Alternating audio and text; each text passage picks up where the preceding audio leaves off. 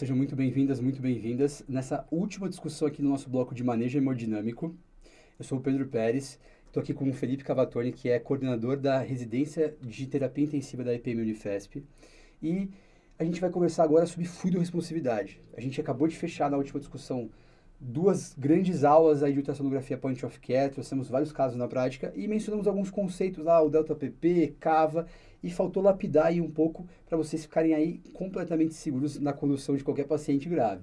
Então, primeiro eu queria te perguntar um pouco assim, o que é fluidoresponsividade e da onde que surgiu essa ideia? Porque é um conceito novo, né? Bom, perfeito, perfeito. E por mais simples que pareça ser, né, fluido-responsividade é um assunto muito difícil da gente conversar, porque talvez a pergunta mais básica e mais difícil de ser respondida na terapia intensiva é qual que é o status volêmico daquele paciente que eu estou conduzindo, né? E a gente tem várias maneiras de avaliar qual que é o status volêmico do paciente. Se a gente tem várias maneiras, é porque nenhuma delas é boa de verdade. De fato. E a primeira diferenciação que a gente tem que fazer é entre fluido-responsividade e fluido-necessidade.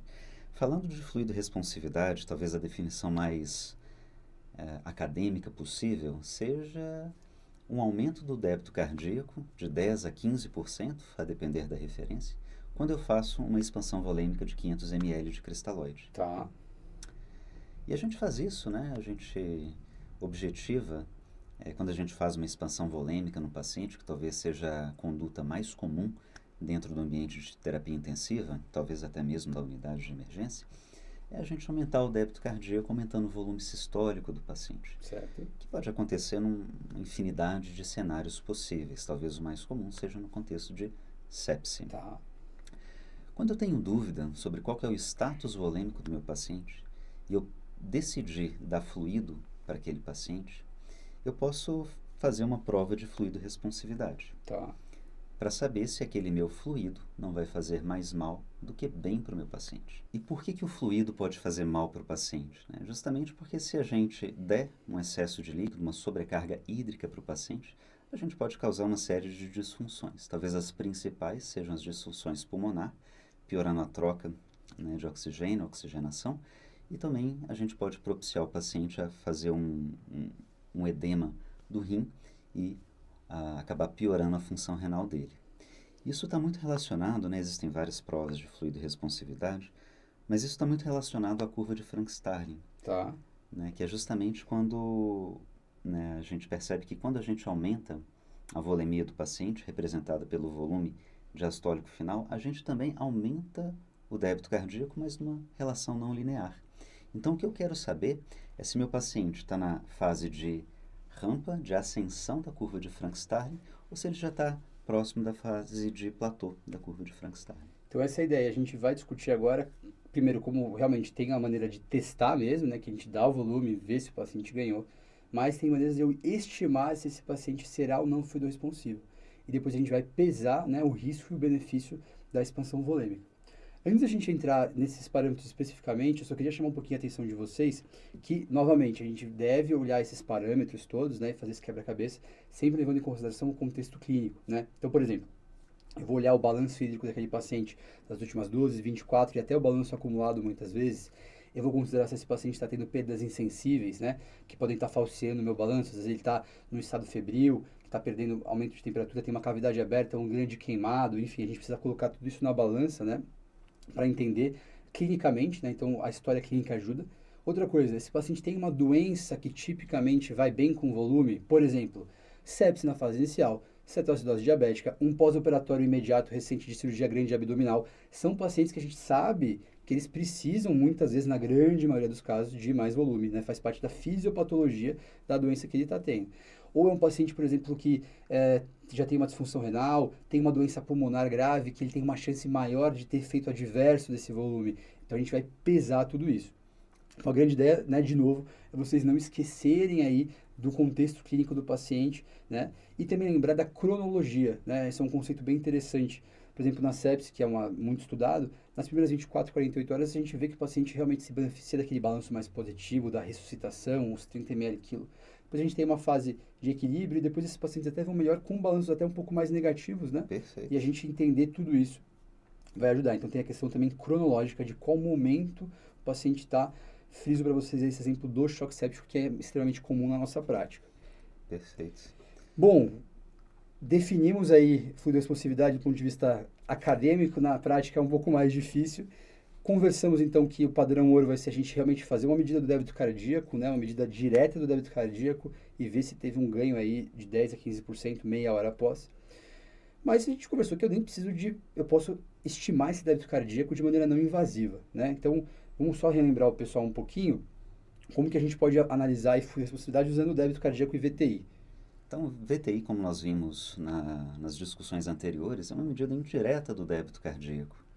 Então, muitas vezes a gente pode utilizar a VTI justamente para saber se aquele paciente é fluido responsivo ou não. Então, o que a gente pode fazer é aferir o VTI e depois fazer uma prova volêmica para o paciente, né? Então, a gente pode fazer essa prova volêmica e varia na literatura. Tá. Classicamente, ela é descrita como 500 ml, mas existem pessoas que fazem provas volêmicas com alíquotas menores, de 250 ou até mesmo 100 ml, porque a ideia é o seguinte: você faz a VTI do paciente, faz uma prova volêmica, por exemplo, com 100 ml, aumentou o VTI e aí essa porcentagem também varia na literatura, aí tudo bem, posso fazer uma expansão de 500 ml, por exemplo. E aí a gente tem essa maneira de poder avaliar o débito cardíaco se o paciente é fluido responsivo ou não. E algumas vezes, né, a gente consegue até avaliar, utilizando a ultrassonografia, o quanto que o VTI está variando de acordo com o ciclo respiratório do paciente. Acho que a gente vai conversar um pouquinho mais para frente sobre delta-PP e o conceito é muito parecido. Perfeito. Então, pessoal, a ideia é a gente vai poder fazer de fato, né, medir ali, e aí o Felipe descreveu essas manobras menores. Por quê? Vamos supor que eu dei 500 ml e o paciente não era fluido responsivo. E aí? Posso tentar fazer um diurético e tal, mas muitas vezes o paciente está anúrico, está com uma disfunção renal, esse líquido, esse fluido já foi para o terceiro espaço, já virou edema intersticial. Então, um dos problemas, uma das limitações desse método, apesar de ser o padrão ouro do ponto de vista teórico, é que se o paciente não for, eu dei volume para um paciente que não era fluido responsivo, né? Então, eu sei que eu descobri da pior maneira que ele não era fluido responsivo, né? Perfeito. E aí vem um conceito interessante que é o passive leg raising, né? Que a gente vai meio que dar esse volume, mas eu posso reverter ao final da manobra, né? Justo. Então, como que, assim, na prática é difícil de fazer, mas conta um pouco pra gente, assim, qual a situação que ele é útil, como que a gente faria isso, qual que é o raciocínio, assim, dele? Passive leg raising vem justamente para resolver esse problema de você não ter que fazer um volume extra para o paciente. É como se você fizesse uma prova de autotransfusão para o paciente. Então, a ideia, idealmente, né, o paciente precisa estar sedado, né? Ele não pode estar acordado, né, porque a ideia é que você vai elevar os membros inferiores do paciente numa angulação de 45 graus. E quando você faz isso, abaixa a cabeceira e eleva as pernas nessa angulação de 45 graus, você promove um deslocamento de sangue do seu leito venoso de volta para as câmaras direitas do coração. E fazendo isso, aumentando o retorno venoso, espera-se que você aumente o débito cardíaco em 10 a 15%, né, de uma maneira reversível. E claro, se o seu paciente não for fluido responsivo, obviamente você não vai ter problema nenhum, porque basta voltar o paciente para o decúbito dorsal dele, usual, que aquele volume ele não vai corresponder a uma sobrecarga hídrica de maneira alguma. Então eu vou conseguir delimitar em qual ponto da curva de Frankenstein meu paciente está, né? Perfeito. De uma maneira reversível. Pessoal, leiam bastante a descrição da manobra, tá? Ela tem algumas nuances que elas precisam ser observadas e seguidas para valer, né? Inclusive que o débito cardíaco teria que aumentar e depois, quando eu reverter, diminuir, porque eu tenho vários confundidores. Por exemplo, às vezes o paciente pode ter um estímulo adrenérgico, várias outras coisas que devem ser consideradas, né? Mas a grande ideia é que a gente consegue reverter essa manobra. E um erro comum é que muitas vezes a pessoa quer ver se a PAM vai aumentar. Não é isso. Tem que ser uma medida direta ou indireta do débito cardíaco. Então, por exemplo, pode ser a análise comparativa do VTI, ou produto VTI frequência cardíaca, ou delta VPIC da saída da aorta. Tem outras medidas, mas tem que ser algo correlacionado, né, ao débito cardíaco, medidas de débito cardíaco. Tá? Tem uma questão muito importante que quando a gente mede a VTI ou o débito cardíaco utilizando a ecocardiografia, é muito importante que o paciente ele precisa estar no ritmo sinusal. Porque se ele estiver fazendo uma fibrilação atrial, por exemplo, o enchimento diastólico vai ser completamente diferente, e os volumes sistólicos também. Então, nesse cenário, a gente deveria fazer 5 a 10 aferições de VTI e tirar uma média delas. Ó, pessoal, fazer uma já é difícil, imagina fazer 10 aí, essa é puxada. Então, Mas enfim, vocês precisam conhecer essas limitações dos métodos, então, na prática, qual que é a ideia, né? Eles são coisas teoricamente muito interessantes, mas muitas vezes na prática é difícil da gente encaixar todos, né? A gente vai conseguir um ou outro, que vai ser uma peça a mais no nosso quebra-cabeça para traçar aí o perfil hemodinâmico do nosso paciente e delimitar a melhor conduta para ele. Bom, vamos falar agora de veia cava, porque falou em fluido responsividade, o pessoal adora falar de veia cava, que é o amor de todo clínico, mas o intensivista odeia. Você vai passar o caso para o intensivista na visita do Felipe, vai falar dele de veia cava e ele não vai nem querer te ouvir. Não, brincadeiras à parte, mas vamos conversar um pouco da veia cava, porque ela se popularizou muito, né? Porque ela é teoricamente mais fácil de ser feita. Em algumas situações, de fato, ela é muito relevante, mas acho que o pessoal, assim, na grande maioria das vezes, acaba usando, se apoiando demais nela do que deveria, né? perfeito. E é um assunto difícil da gente conversar, porque o entendimento não é tão simples assim. E talvez a veia cava seja um grande dogma, né? Na verdade, ela se consolidou, ela é fácil de fazer, muita gente conhece, mas ela tem algumas limitações e a gente tem os índices de variabilidade da veia cava. E existem 2 índices de variabilidade, o índice de colapsabilidade e o índice de distensibilidade. Isso sempre causa uma dúvida. E para resolver essa dúvida de uma vez por todas, é só vocês pensarem o que acontece com a veia cava durante a inspiração. Tá? Então, por exemplo, eu estou ventilando aqui em pressão negativa, ou pelo menos subatmosférica. Então, quando eu puxo ar, eu respiro, eu causo uma redução da minha pressão intratorácica, eu acabo aumentando o retorno através da minha veia cava inferior para as câmaras direitas do meu coração, e aí o que acontece é que eu tenho uma veia cava que vai ficar mais colapsada. Tá? E então, o índice de colapsabilidade da veia cava a gente faz para o paciente que está ventilando espontaneamente, que ele não está entubado, ele ventila fisiologicamente em pressão E a negativa. cada ciclo eu vou visualizar essa alteração, né? Cada ciclo Justamente. respiratório, pessoal, a gente vai ver isso, né? Então, quando eu inspiro, a veia cava faz isso, colabou.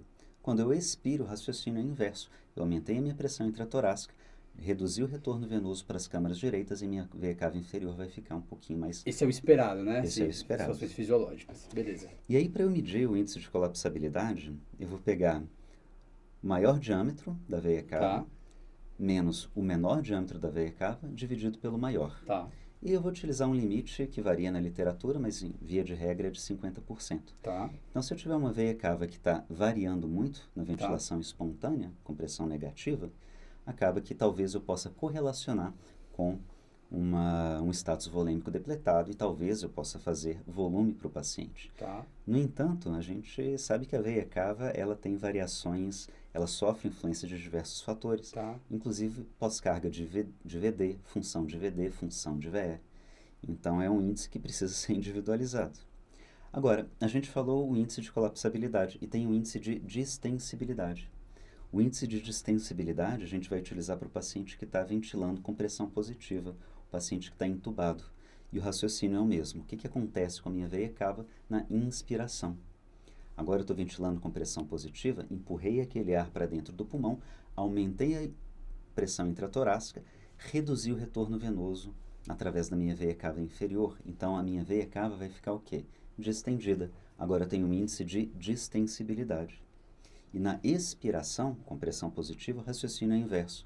Eu tirei aquele ar de dentro do meu pulmão, facilitei o retorno venoso e a minha veia cava vai ficar menorzinha. Mas agora, para eu calcular o índice de distensibilidade, seria o maior diâmetro da veia cava menos o menor diâmetro dividido pelo menor, e não pelo maior, como era no índice anterior. E agora o meu índice, minha índice de variabilidade agora, ele vai se situar entre 18% e 20%, a depender da referência. Então, se eu tiver uma veia cava que está variando com esse percentual, talvez eu correlacione com status volêmico depletado. Mas, mais uma vez, veia cava ela tem as suas grandes limitações e a gente usa muito mais para correlacionar com a pressão venosa central do paciente, no sentido de fluido tolerância, e não necessariamente fluido responsividade. Perfeito. Então, só lembrando que a gente geralmente vai medir ela a 2 centímetros da desembocadura, né, do átrio direito, o maior diâmetro.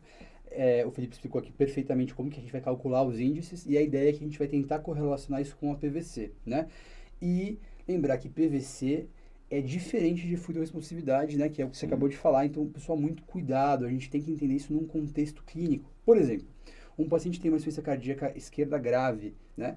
Mesmo desidratado, ele pode estar no regime de PVC alta. E Com às vezes eu tenho uma certeza. cava grande e o paciente está precisando ali de volume, está numa IC descompensada em perfil L, por exemplo. Então, cuidado com essas regras de ver a cava que às vezes aparecem por aí. Ah, essa cava aqui quer dizer que tem que fazer volume, ou essa cava aqui quer dizer que não tem que fazer volume. Isso não existe, né? E a gente trouxe essa discussão porque realmente é uma complexidade que ela sofre, né? A alteração de tudo isso.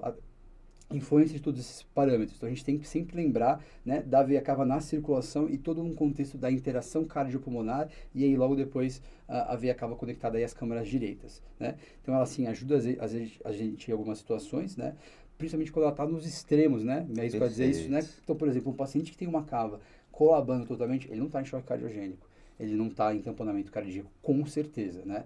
O oposto nem sempre é verdadeiro. Como a gente deu o Sim. exemplo agora do paciente com insuficiência cardíaca grave que está desidratado, ele pode ter uma cava aumentada, enfim. Então a gente tem que sempre entender muito bem o cenário, né, que a gente está aplicando e principalmente compor um quebra-cabeça com o máximo de peças possíveis. A veia cava é uma peça dele, mas ela tem que entrar em todo um contexto. Perfeito. Bom, vimos aí na imagem, né, um exemplo da variação da veia cava, né, então mostrando aí uma variação, um paciente que tinha, acho que o índice deu mais aí de 30%, era um paciente de ventilação espontânea, tá? Uhum. Então ele era um paciente que teoricamente compatível com um status que talvez, num certo contexto, né, poderia estar com uma PVC não tão alta e a gente poderia pensar em talvez Sim, expandir, né, perfeito. num contexto apropriado, né? Bom, para fechar nossa discussão aí de parâmetros em que a gente vai tentar enxergar se esse paciente, em qual ponto ele está da curva de Frankenstein, acho que a gente não pode deixar passar sem falar de delta PP ou VPP ou variação de pressão de pulso, né? Todos os nomes aí para a mesma ideia, que vai aparecer na imagem para vocês agora e o Felipe vai explicar um pouco para a gente aí qual que é essa ideia desse conceito. Perfeito. Variação de pressão de pulso é um conceito muito interessante que foi introduzido por um intensivista muito importante chamado Frederic Michard. E a pressão de pulso é a diferença entre a pressão sistólica e a pressão diastólica, né? E para a gente compreender o que vem a ser o delta PP ou variação da pressão de pulso, a gente precisa compreender também o que é a relação coração-pulmão num paciente que está em ventilação mecânica, ou seja, ventilando com pressão positiva. E é justamente o que a gente falou, né, quando a gente falou sobre a veia cava. Tá? Quando a gente coloca ar dentro do pulmão através de uma pressão positiva, esse ar vai aumentar a pressão intratorácica. Vai aumentar a pressão intratorácica e vai reduzir o retorno venoso para as câmaras direitas. Então, em algum momento, que acontece durante a inspiração com pressão positiva, chega menos sangue nas câmaras direitas do coração. Esse sangue, esse volume sistólico mais reduzido, né, menor, ele é bombeado através da artéria pulmonar, ele tem um tempo de trânsito intrapulmonar e aí ele vai chegar no ventrículo esquerdo. Ele vai chegar no ventrículo esquerdo uma menor quantidade de sangue. E quando esse ventrículo esquerdo bombear o sangue, a gente vai ter uma pressão de pulso que vai ser o quê? Menor. Porque a pressão de pulso ela tem uma correlação direta com o volume sistólico.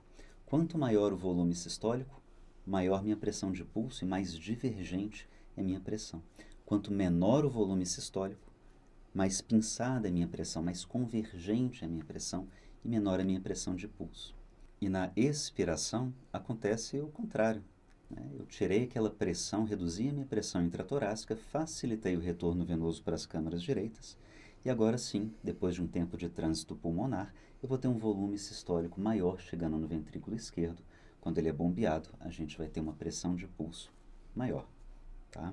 Isso acontece mesmo em qualquer situação fisiológica, né?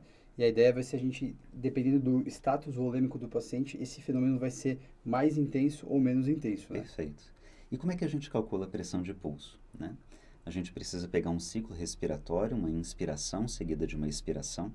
O paciente precisa ter uma linha arterial, então ele precisa estar com uma PAI, tá? E o paciente precisa estar intubado, ventilando com 8 ml por quilo, de preferência uma frequência cardíaca que não seja muito elevada, geralmente abaixo de 120, e ele não pode estar em fibrilação atrial. Então tem todo um contexto Para valer a medida, né? para valer. E aí então a gente vai medir a maior pressão de pulso, isso dentro do mesmo ciclo respiratório, uma ins seguida de uma expiração. a gente mede a maior pressão de pulso e a menor pressão de pulso. E a gente vai fazer uma conta. A maior menos a menor dividido pela média dos dois. Média aritmética. Tá? Vendo só o denominador, é 1 mais o outro dividido por 2. Tá? E aí a gente vai utilizar o limite de 13%. Tá? Então, se eu tiver uma variação de pressão de pulso maior do que 13%, a gente vai considerar que o paciente é fluido responsivo. E por que isso é importante, né? Talvez a gente falou que é muito difícil, tem várias situações que a gente tem que respeitar para essa medida valer. Então, tem alguns estudos que mostram que ela só vale talvez em 5% dos pacientes que estão internados na UTI, mas é uma das medidas mais acuradas de fluido responsividade. Quando a gente vê traço gráfico, né, e vê a área sob a curva ROC, a gente tem uma sensibilidade, uma especificidade muito elevadas. Então, é uma medida que vale a pena a gente conhecer, porque ela vai te agregar muito valor nesse sentido. E o paciente já está com uma PAI, então, teoricamente, não preciso invadi-lo mais, né?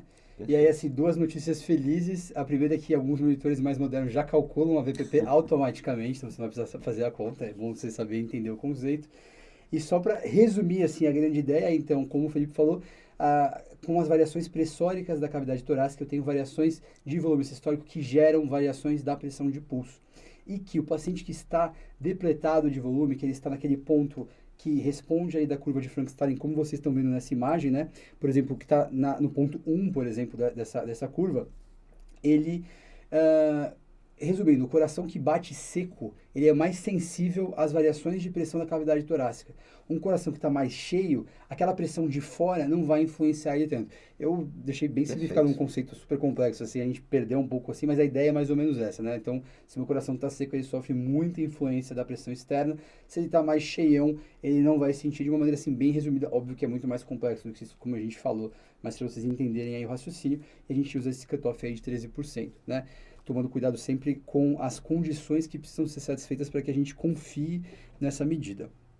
Bom, para fechar, então vamos lá, Felipe, eu peguei um paciente, avaliei ele, fiz o VPP, fiz a cava, fiz tudo, e deu que ele talvez está no status fluido responsivo. É para dar volume? Não necessariamente. Porque se a gente fizer prova de fluido responsividade nesse momento que a gente está aqui conversando, provavelmente nós seremos fluido responsivos. Né? Mas certamente a gente não está chocado, né? Eu espero que não. A gente não está com hiperlactatemia, não está mal perfundido, Sim. O débito urinário está satisfatório. Sim. Então a gente é fluido responsivo, mas a gente não precisa de receber volume nesse momento. Tá? Então é justamente por isso, né? O que leva a gente a querer dar volume para o paciente é o contexto clínico que ele se encontra. As primeiras 24 horas de um choque séptico, um contexto de um sangramento ou de uma desidratação, né? Quando a gente fala de cristalóide especificamente. A gente olha o balanço hídrico do paciente, a gente considera uma série de variáveis, decidimos dar volume. Para a gente saber se o volume não vai fazer mais mal do que bem, a gente faz a prova de fluido responsividade para decidir não dar volume. E essa que é a grande nuance que eu acho que é o que é a mensagem mais importante para a gente ter aqui nesse bate-papo. Fluido responsividade está para quando não dar volume. É para quando não dar volume. Essa é a ideia. Mesmo que eu tenha às vezes provas positivas, eu vou primeiro ver se esse paciente realmente precisa. E mais, eu vou pesar os efeitos adversos. Por exemplo, um paciente que está levemente hipotenso, que tem uma SARA grave, que eu estou tendo uma super dificuldade de ventilar, às vezes pode ser muito mais interessante, mesmo que ele tenha ali um parâmetro de fluido respiratório, eu usar, por exemplo, droga vasoativa para fazer o manejo hemodinâmico desse paciente. Né? Um exemplo aí de uma ideia. Então, a gente sempre tem que pesar, né? Cada vez mais a gente vem estudado isso. Então, pessoal, para fechar nossa discussão de fluido responsividade, vou trazer um caso clínico para vocês, para a gente ver como esses conceitos podem aparecer. Então, eu peguei aquele caso que a gente discutiu lá na aula de ultrassom point of care, da paciente com hemorragia alveolar e tudo, mas eu fiz algumas modificações nele só para questões didáticas que a gente conseguir resolver aqui. Então, lembra aquela paciente com lúpus, que já tinha uma disfunção renal prévia, ela estava internada com um COVID grave, ela teve síndrome respiratória aguda grave, ela veio evoluindo aí durante a internação, né? Com piora pulmonar importante, teve que ser entubada. Ela também evoluiu com uma DRC agudizada aí, CADIGO 3, precisou de terapia renal substitutiva. Então, ela está nesse momento, né, com nora, vasopressina, hidrocortisona, considerando aí um choque séptico talvez associado. Então, é uma paciente que tem várias coisas aí, está sedada em RAS-5. O exame físico dela nada que chame muito a atenção. Depois vocês dão uma pausada no vídeo, deem uma lida completa aí no caso, para vocês entenderem tudo. E ela tem alguns exames complementares aí, que eu vou mencionar e a gente vai pensando neles também. Então, um eletro com BRE, só para confundir a gente, uma gasa com pH de 7,12, com uma PO2 de 72, mas com essa razão bem comprometida, precisando de FiO2 muito grandes. A gente vai rediscutir esse caso depois da questão da ventilação dele, na discussão sobre ventilação mecânica, tá? E aí uma PCO2 de 51, sódio de 1,34, enfim, uma acidose lática em um gap aumentada, um lactato aí 4 vezes limite superior, ou seja, paciente com sinais laboratoriais de má perfusão, né, de microcirculação comprometida, um HB estável, então diferente do nosso caso lá que ela tinha sangrado, então o HB dela está estável, uma leucocitose, plaqueta mais no limite inferior, aumento de bilirrubina, caracterizando aí talvez uma hepatite transinfecciosa, enfim, uma create bem aumentada e uma gasovenosa que a gente trouxe aí, né, com uma SVO2 de 54 e uma PCO2 de 63. Antes de a gente ir aí, né, para ultrassom, fluido responsividade, que a gente vai juntar tudo isso para tomar a decisão nesse momento, que é uma paciente com PM de 58. E aí, o que eu faço? Será que eu vou dar volume? Será que eu subo essa nora? Será que tem uma alternativa C que seja mais correta para a gente fazer de maneira desse caso aí? Talvez possa ser isso. O que você pensaria, assim, esses exames te ajudam em alguma coisa? Batendo o olho, assim, o que a gente pode comentar? Com certeza. Esse assunto também é super interessante porque agora a gente está falando de um manejo sindrômico do choque, né? Então, sempre que a gente pensa assim na macrohemodinâmica do paciente, né, a gente quer aumentar o débito cardíaco, a gente pode fazer isso através de volume sistólico ou através de frequência cardíaca, né? Mas a grande dificuldade ou grande detalhamento que a gente tem é no volume sistólico em si, porque a gente pode atuar na pré-carga, na pós-carga ou na contratilidade. E a gente sempre vai ter essa dúvida qual que vai ser o elemento que a gente vai poder atuar, ou qual que a gente deve atuar primeiro, né? E aí tem alguns dados bem interessantes, né? Mas vamos focar primeiro na parte ultrassonográfica. Então, o pessoal vai aparecer agora para vocês aí a imagem do ultrassom dessa paciente. Analisando primeiro a imagem do coração especificamente, a gente vê novamente que é um coração que não contrai bem, um coração que talvez apresente dilatação das suas câmaras, que a mitral não está abrindo de maneira satisfatória e que certamente existe um componente cardiogênico associado. Perfeito. A gente também nota na imagem da esquerda da veia cava, uma veia cava pletórica que está muito bem associada ao aumento de pressões de enchimento de câmaras cardíacas, sobretudo à direita. Tá? A gente não sabe se é uma disfunção primária de VD ou se é secundária disfunção de VE. E a gente olha agora a ultrassonografia pulmonar e a gente vê diversas linhas B. Suponho que a gente tinha isso em todos os campos, tá? Perfeito. Então, considerando que eram linhas B difusas, né, a gente ia considerar talvez ou que fosse realmente um comprometimento de COVID bem extenso, que não é o caso, ou que poderia ser já uma paciente hipervolêmica, né? Então, lembrando vocês que, na verdade, a gente está falando aqui de fluido responsividade. Essa é uma paciente que, na verdade, até agora a gente nem entrou em parâmetros de fluido responsividade especificamente, mas é uma paciente que, assim, eu não tenho a menor vontade de expandir ela. Muito provavelmente a gente vai terminar sem expandir ela, tá, pessoal? Então, eu trouxe esse caso só para ilustrar para vocês isso. Mas é uma paciente que tá piorando a hemodinâmica, ela tá subindo. É uma dúvida, será que cabe volume aqui? A gente deve sempre se perguntar isso, né? Paciente que tem sepse, poxa, mas é uma sepse que já saiu da fase aguda, ela já está alguns dias na UTI, então será que ela já passou desse ponto, né? Será que ela está evoluindo com uma miocardiopatia da sepse, né? E é justamente aí que acontece a dúvida mesmo. O paciente que já está alguns dias na UTI faz um novo hit infeccioso e você não sabe se essa pressão baixa é porque ela está simplesmente vasodilatada ou se de fato ela está precisando de volume, porque quando você der volume, você aumenta o volume sistólico e aumenta a pressão arterial do paciente. E aqui a gente tem alguns valores, né? Estou vendo que a gente tem uma variação da pressão de pulso de 10%, tá? Considerando que a paciente, né, foi feita sob condições ideais de delta PP, já indica que a paciente não seria fluido responsiva. E além disso, foi feito também um produto que é o VTI vezes a frequência cardíaca através do passive leg raising. Então a paciente sedada, entubada, elevamos os membros inferiores dela com angulação de 45 graus e a gente nota que esse produto aumentou muito pouco, indicando que a paciente não era fluido responsiva. Então, talvez ela estava num novo hit infeccioso. Pelo contexto clínico dela, eu queria dar volume, porque eu sabia que era um novo processo infeccioso em atividade. Agora, eu fiz as provas de fluido responsividade e a paciente não respondeu. Então, agora eu não quero dar volume para ela. Então, talvez eu deva trabalhar na pós-carga dela, ou talvez na contratilidade. Tem um conceito bem interessante aqui, que seria na gasometria da paciente. A gente nota uma SVO2 baixa, uma saturação venosa central baixa. Isso indiretamente me indica que a paciente está extraindo oxigênio ainda, isso é um ponto positivo, apesar de que o lactato está alto. Sim. Né? E a gente tem um gap de CO2 alargado também, né, que seria a diferença veno-arterial do gás carbônico, né? Então 63 menos 51, isso vai me dar 12 de gap de CO2. Então gap de CO2 alargado.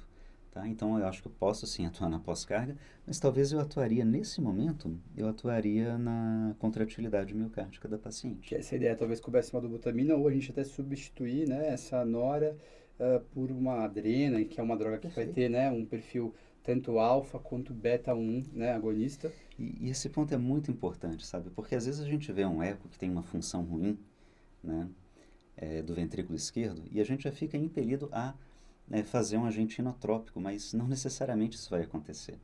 Porque, às vezes, né, aquele coração dilatado, mesmo contraindo mal, está gerando volume sistólico satisfatório. Às vezes, não. Às vezes vai ser um coração que funciona mal, que o volume sistólico está baixo, mas aí você vai ter que correlacionar. É um paciente que você já atuou na pré-carga, já atuou na pós-carga. Vê um eco desse, com o coração não bate bem, tem uma SVO2 baixa, e um gap de CO2 alargado, não tem dúvida. É aí que você vai iniciar ou dobuta ou adrenalina para o seu paciente. Perfeito, pessoal. Então a gente trouxe aí uma aula de fluidoresponsividade que a resposta não era da volume, né? Só para ilustrar para vocês. Mas depois deem uma olhada, a gente traz várias questões para vocês nos testes, de vários exemplos, né, de pacientes que foram fluidoressponsivos e como que a gente pesou tudo isso.